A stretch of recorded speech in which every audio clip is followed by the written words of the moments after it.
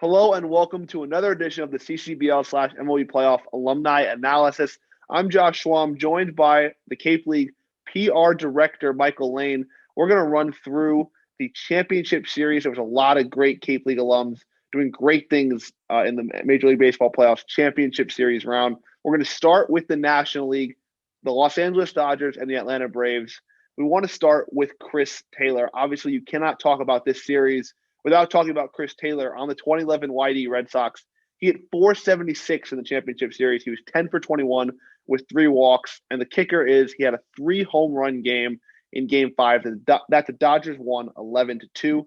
He was 4 for 5 from the plate with 6 RBI. And 3 homer games are extremely rare. There have only been 11 in MLB history.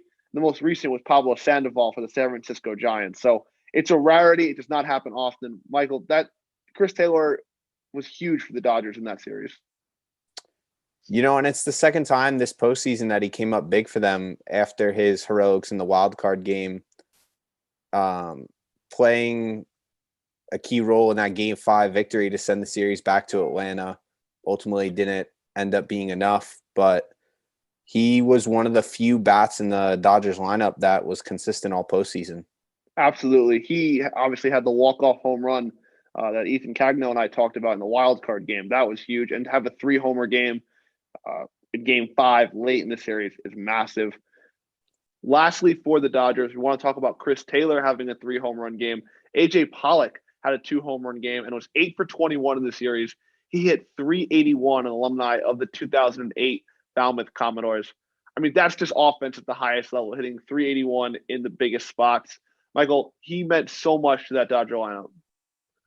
He was one of the biggest bats this postseason for the Dodgers behind Chris Taylor. You could argue Cody Bellinger.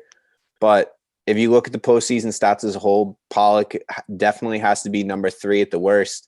And it was definitely his best season so far as a Dodger after signing a multi-year contract with them a couple years ago. One of the saying he's the 3rd at worst best hitter on that Dodger lineup, and they just won the pennant is a pretty high compliment. And one of the other 2 guys, like we said, Chris Taylor, Cape League alum.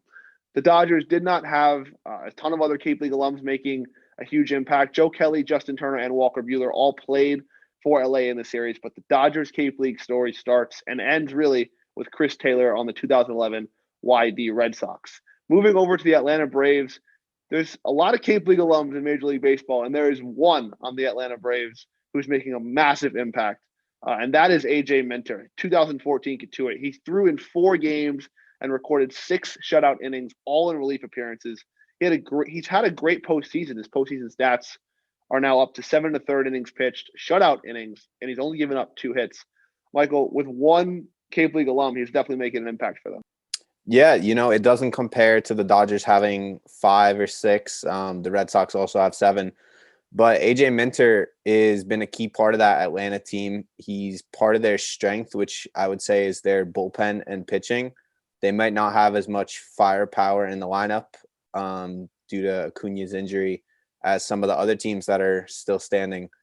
But their pitching has been able to carry, and Minter's been a big part of that.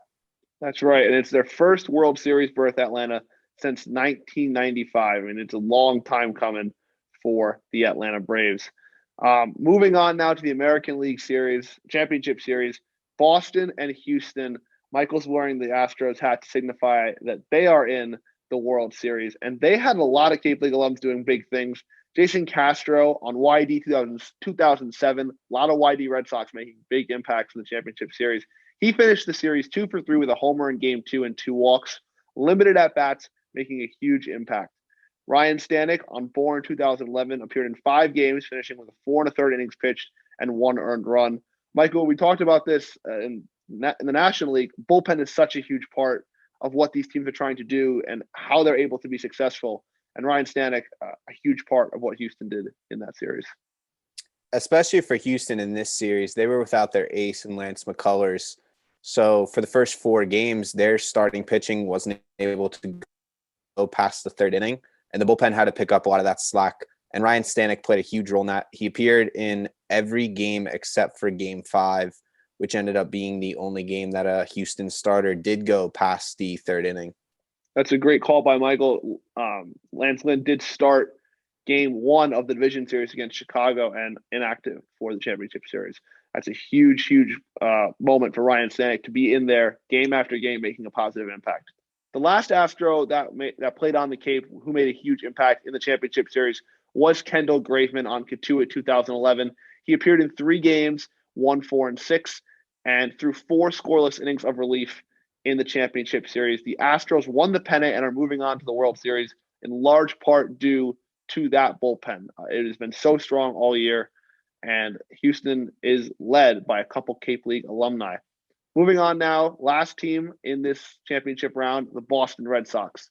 Michael, I know you wanted to talk about Chris Sale starting game 1 and coming back for game 5. What was his impact for the Bo Sox?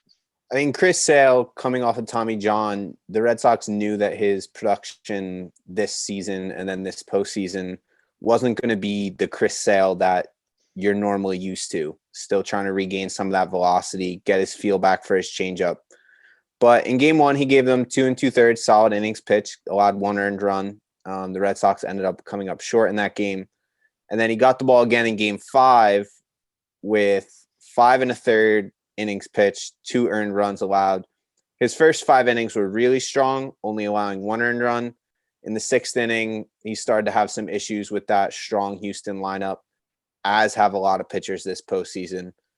But he gave them 2 quality starts. Yeah, that's really all you can ask for, especially in today's game where pitching is such a commodity. And on that note, Garrett Whitlock, Chatham 2016, 2 scoreless innings in game 2 in the 7th and 8th innings, but then he gave up the game-tying home run in game 4. So not the best moment for Garrett Whitlock there, but still strong in the back end of the bullpen. He finished with 4 innings pitched and only the 1 earned run. Can you kind of touch on his impact for Boston? He was a huge piece of that Boston bullpen all season, taking him in the Rule 5 draft from the Yankees. And they relied on him heavily this postseason. In game 2, you saw it. They went to him for the 7th and 8th inning, got some key outs, brought home a victory. They tried to go to that same formula in game 4, going to him in the 7th and 8th inning. Unfortunately for Boston, in the 8th inning, the inning started with an Altuve homer. But other than that, he only allowed 1 hit the whole outing. So, yeah, it was a great performance for sure. Moving on, I want to quickly mention Kevin Pilecki, who is Nate Eovaldi's personal catcher. That's a big responsibility. Pilecki played on Hyannis in 2011. Being the personal catcher of one of the best pitchers in the league this playoffs is a huge, huge, huge responsibility. And Pilecki handled that with incredible grace. So I wanted to quickly mention that. And the most prominent Red Sox, I would argue, in this series was Kyle Schwarber. Ethan and I talked about him as having to have a huge impact for Boston if they wanted to beat the Astros. And he did have a big impact despite the Red Sox coming up short. He had a hit in each of the first 3 games, including a massive grand slam in game 3 to put Boston ahead 6-0. Can you talk a little bit about Schwarber's impact and what he meant to Boston in this series? he meant a lot to that Boston lineup. And I think as Schwarber went, the Red Sox offense went in the first 3 games, even though they lost game 1, 5-4. You know, Schwarber was at the top of that lineup, either hitting in the 1 or 2 spot, getting on base, getting hits, drawing a couple walks, culminating in that grand slam in game 3 in the 3rd inning that put them ahead 6-0. And kind of at that moment, you knew Boston was going to pull away with that victory. And then for the rest of the series, he struggled a little bit, and he finished the series hitting just 120, had a 465 OPS. And Boston's lineup as a whole for the last 3 games of that series couldn't produce enough offense to keep up with Houston. The Boston Red Sox run through the Cape League is what I'm hearing. That's a pretty good start for them. And they were right there with Houston for the first couple of games until Schwarber kind of cooled off. So the World Series matchup this year in the MLB is Atlanta and Houston.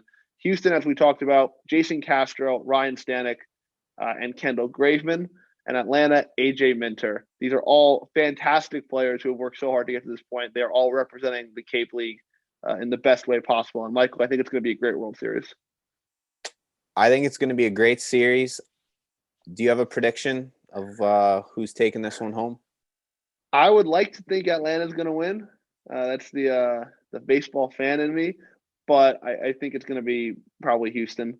They've got the experience. There was a statistic today that I saw that that core group of 3-4 guys is the second most postseason games together as a unit, and the first group was that of Derek Jeter, Jorge Posada, Bernie Williams, Mariano Rivera. So that's experience in the biggest moments, and Carlos Correa has been asked about that. So I would expect Houston to win. What about you? I believe Houston's going to win this series in 5 games. I would not be shocked if it's over before it gets back to Houston. I think their offense is just too potent and has been all postseason and regular season. Their bullpens turned up really big this October, including Kendall Graveman, who we mentioned earlier, and they acquired from Seattle at the trade deadline. Atlanta's time is coming. They got a great future, a good young core, but I don't think it's going to be this year, unfortunately, for them. I'll zag a little bit and say Houston in 6. So that'll do it for our 2021 Championship Series alumni recap for the Cape Cod League and Major League Baseball. Thank you so much for joining us, and we will talk to you later.